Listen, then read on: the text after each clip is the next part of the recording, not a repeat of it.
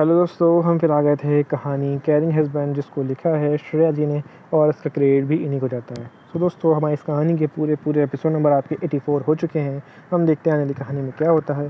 शुरू करते हैं कहानी का एपिसोड नंबर 85। वहीं दूसरी तरफ श्रेया अपने घुटनों में अपना सिर छुपाकर रो रही थी। उसे बहुत डर लग रहा था और साथ ही साथ उसे कबीर की बहुत याद आ रही थी। बस वो एक ही बात बोले जा रही थी, हब्बी आप कहाँ हो, जहाँ भी हो बस जल्दी से आ जाओ और मुझे यहाँ से ले जाओ। मुझे यहाँ बिल्कुल भी अच्छा नहीं लग रहा। साथ ही साथ उसे बहुत घुटन भी हो रही थी और वो बहुत डरी हुई थी क्योंकि उसके लिए सब बहुत नया था। उसके साथ आज से पहले ऐसा कुछ भी नहीं था। शादी के बाद ही वो तो दुनिया देखना ही चालू की थी। उसमें भी इसे इतना कुछ झेला था, पर वो इतना तो समझ गई थी कि उसका किडनैप हुआ है क्योंकि उसने मूवीज़ में देखा था। पर उसे ऐसा उम्मीद नहीं थी कि कभी उसे उम्मीद थी कि कभी उसे जल्द से जल्द यहाँ से ले जाएगा। उसे कभी पे बहुत भरोसा था। श्रेया यही सब सोच रही थी कि उसे बाहर से कुछ आवाज़ें सुनाई देती हैं। ये सुनकर वो खुश हो जाती है कि उसे लगा कि यहाँ से बाहर निकल सकती है। उसे कुछ उम्मीद की किरण दिखाई दी।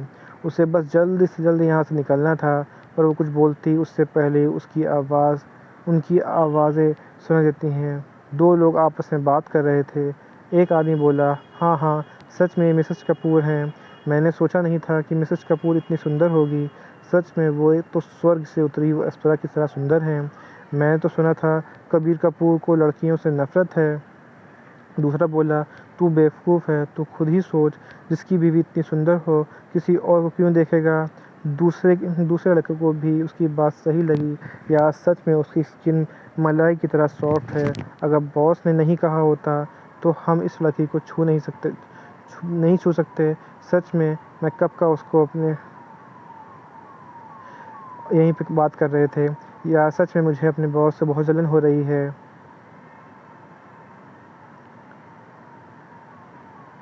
मैं सच में उसकी सुंदरता का दीवाना हो गया हूँ। ये बोलते उसकी आंखों में हवस साफ दिखाई दे रही थी। तभी पहला आदमी उसकी बात बीच में काटते हुए बोला, ये सब छोड़, मुझे डर लग रहा है। अगर कबीर कपूर को पता चला कि ये सब हमने किया है तो हमारे साथ क्या करेगा। ये सुनकर तो दूसरा आदमी भी डर गया क्योंकि उन्होंने सुना था कि जो भी कबीर कपूर की कातिल कितन कबूल कपूर कितना बेरहम है। जो उसके साथ बुरा करता है वो उसे मौत के भी बदतर सज़ा देता है। और यहाँ तो उन लोगों ने उसकी बीवी को किडनैप किया है। अगर कबीर को पता चलेगा तो वो उनके साथ क्या करेगा। ये सब सोच कर वो डर के मारे काँप रहे लगे थे। उसने खुद को संभाला और बोला, तू ज़्यादा ही सोच रहा है, ऐसा कुछ भी नहीं होगा। बस एक बार बॉस मिसेस कपूर के साथ देख लें तो कबीर कपूर हमारा कुछ नहीं कर पाएगा। ये सुनकर पहला आदमी ने राहत की सांस ली। वो लेकिन अभी भी डरा हुआ था। वहीं ये बात सुनकर श्रेया घबरा गई। साथ ही साथ उसे उसकी बातें सुनकर घिन हो रही थी। कोई भी इंसान एक लड़की के बारे में ऐसी कैसे सोच सकता है। वो कभी भी ये बर्दाश्त नहीं कर सकती थी कबीर के अलावा कोई उसे छुए। ऐसा होने से पहले वो अपनी जान देगी, पर कबीर के अलावा किसी को खुद को छूने नहीं देगी। उसने पहले ही खुद को संभाला। वो उन लोगों की बात सुनकर इतना समझ गई थी, उसे हब्बी से बदला लेने के लिए किडनैप किया गया है। श्रेया अपने आंसू पोंछते हुए बोली, श्रेया तू ऐसे रो नहीं सकती, तू कमज़ोर नहीं रह सकती। भूल मत, तू भी किसी की बीवी है। तू कबीर कपूर की वाइफ है, कबीर कपूर की। और याद कर तूने खुद से क्या वादा किया था कि तू हब्बी की ताकत बनेगी, ना कि उनकी कमज़ोरी। अगर तू कमज़ोर पड़ गई तो कोई भी हब्बी को तेरे थ्रू उन्हें परेशान कर सकता है, उन्हें ब्लैकमेल कर सकता है। नहीं नहीं, तू ऐसा नहीं होने दे सकती। तुझे दिमाग से काम लेना होगा, ना कि दिल से। सबसे पहले उसे यहाँ से निकलना होगा, तभी वो कुछ कर सकती है। पर कैसे? वो यहाँ कैसे निकलेगी? बाहर तो वो आदमी है, वो गेट से नहीं जा सकती थी। और अगर वहाँ से नहीं जाएगी तो कहाँ से? ये सब सोचते हुए पूरे रूम में नज़र घुमाने लगी। इतने अंधेरे कमरे में रहने की वजह से उसकी आंखें बस अब अंधेरे में एडजस्ट हो गई थी, जिससे उसे अंधेरे में दिखाई देने लगा था। तभी उसकी नज़र रूम में बने एक और गेट की तरफ गई। रूम में अंधेरा होने की वजह से पहले वो उसे देख नहीं पाई थी। वो जल्दी से उस गेट के पास गई, उसे खोलने की कोशिश करने लगी, पर वो गेट खुला नहीं। तभी उसने देखा कि गेट पे ताला लगा है। ये देख के उदास हो गई। तभी उसे कुछ याद आया और उसने जल्दी से अपने सिर से पिन निकाला और ताले को खोलने लगी।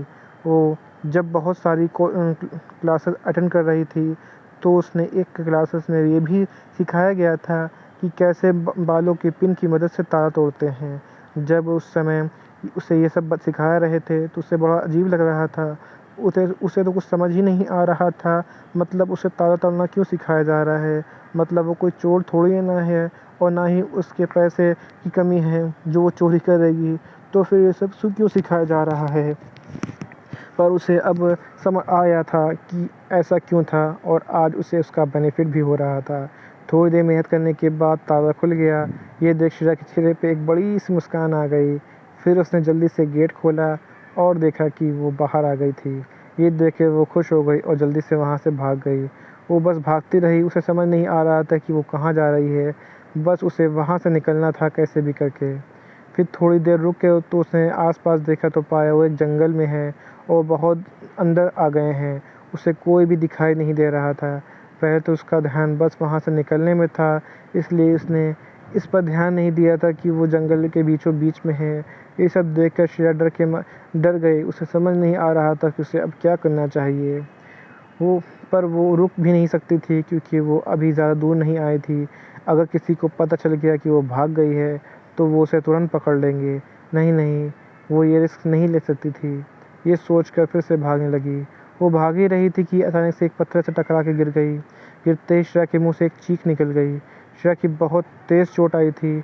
उसके घुटने और सिर से खून निकलने लगा था। श्रेया की आँखों में आंसू भी आ गए। वो रोते हुए हब्बी, आप कहाँ हो? वहीं दूसरी तरफ कबीर को ऐसा लगा जैसे श्रेया के उसे पुकार रही है। कबीर चिल्लाते हुए बोला, क्या तुम कार चलाना भूल गए हो? थोड़ा तेज़ नहीं चला सकते हो? ये सुनकर ड्राइवर डर गया और ऑलरेडी 100 की स्पीड से चला रहा था। अब वो उससे तेज़ क्या ही चलाता। पर उसने कुछ नहीं कहा क्योंकि अभी बॉस बहुत गुस्से में थे। सब कबीर को इस तरह देख के काँप रहे थे। और यहीं पे कहानी का एपिसोड नंबर आपका 85 कंप्लीट होता है। सो दोस्तों, आपको एपिसोड नंबर 85 कैसा लगा हमें कमेंट करके ज़रूर बताइएगा। कहानी कोई ऐसा अंश, ऐसा भाग जो आपको समझ में ना आया हो, आपको अटपटा लगा हो, तो भी हमें कमेंट करके ज़रूर बताइएगा। कहानी अच्छी लगी तो उसको लाइक कीजिएगा, शेयर कीजिएगा, चैनल को सब्सक्राइब करिएगा ताकि आपको हमारे आने वाली अगली वीडियो तक आसानी से पहुँच सके। सो दोस्तों, हम फिर मिलेंगे एक नए वीडियो के साथ, एक नए एपिसोड के साथ। तब तक के लिए मुझे इजाज़त दीजिए। धन्यवाद दोस्तों।